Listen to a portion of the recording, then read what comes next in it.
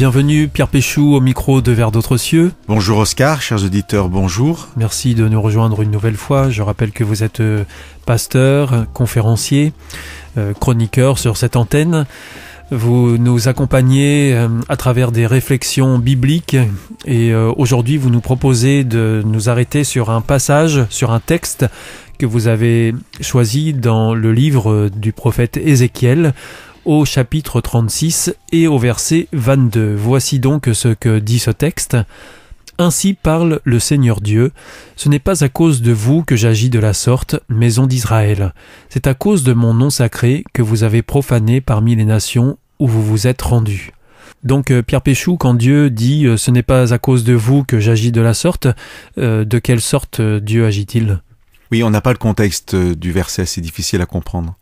En fait, parce que le peuple s'est éloigné de Dieu, c'est-à-dire n'a pas suivi les conseils, les enseignements de Dieu, eh bien, le peuple a refusé, en faisant ça, la protection de Dieu. Et donc, il va être envahi par une puissance étrangère et déporté. Quand Dieu dit « je vais agir de la sorte », c'est que moi, je vous fais la promesse de vous libérer, de vous ramener dans votre pays.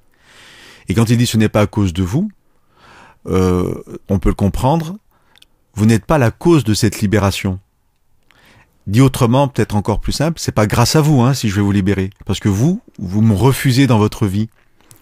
Et il continue en disant, c'est à cause de mon nom, donc la cause de cette libération, ça sera mon nom, c'est grâce à moi, pour garder le même schéma, mais ça veut dire quoi, c'est grâce à mon nom?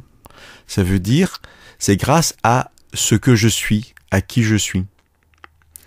Et je trouve que c'est très très intéressant d'entendre Dieu nous dire ça.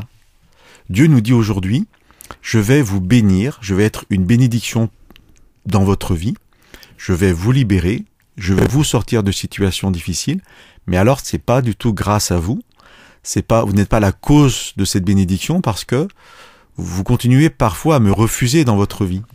Mais c'est par rapport à ce que je suis. Ça veut dire quoi? Je vais essayer de prendre une image. Nous avons tous connu des enfants, nous en avons eu, ou alors voilà, on a côtoyé des enfants. Prenons un tout petit enfant et laissons-le être ce qu'il veut être. Si on le met en présence d'animaux, il risque de leur faire du mal. Parce qu'il a 2 ans, 3 ans, il ne sait pas qu'il ne faut pas tirer sur la queue du chat ou sur les oreilles du chat. Mais si on le met en présence de pots de confiture ou de chocolat, il va peut-être manger la tablette entière. Alors par ces exemples, je veux simplement montrer qu'on ne peut pas laisser un enfant être ce qu'il est, parce qu'on doit l'éduquer. Pareil avec nous d'ailleurs, peut-être que Dieu ne peut pas nous laisser être ce que nous sommes parce que, eh bien, comme un enfant, on ferait des bêtises. Par contre, quand on parle de Dieu, c'est pas du tout la même histoire. Dieu, si on le laisse être ce qu'il est, ça va être extraordinaire dans nos vies. Alors, à ce micro, j'ai dit peut-être bientôt des dizaines de fois, Dieu est amour. Je rappelle à chaque fois cette définition si simple, mais si importante de Dieu.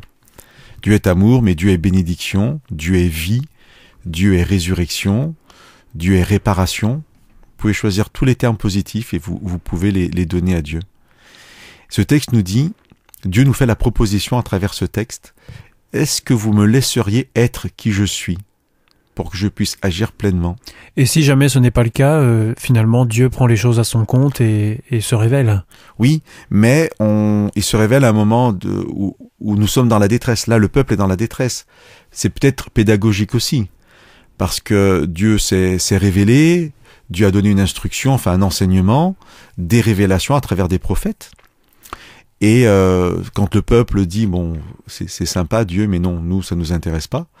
Dieu dit, vous voyez les conséquences de cette absence, de mon absence dans votre vie. Bon, voilà, vous n'êtes plus protégé. C'est pas forcément une punition, c'est simplement les conséquences d'actes non considérés. Voilà, Oscar, vous avez raison de souligner cet aspect-là. C'est effectivement juste les conséquences de notre refus de Dieu dans notre vie. Là, on parlait du peuple, mais on peut vraiment parler de nos vies personnelles.